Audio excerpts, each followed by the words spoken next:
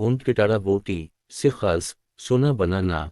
गंधक आंवला सार 2 तोला लेकर उसके टिकड़े टिकड़े बनाएं और कढ़ाई में बचा कर रख दें।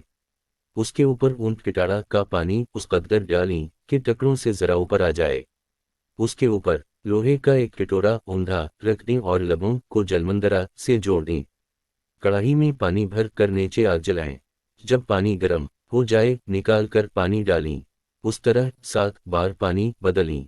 उसके बाद पानी निकाल लें और कटोरे को जुदा कर दें।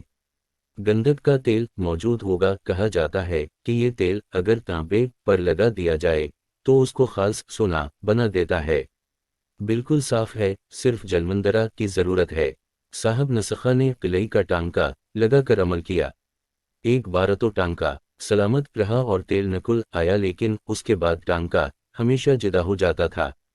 उसके अलावा जलमंदरा का और कोई नसखा नहीं मिला है।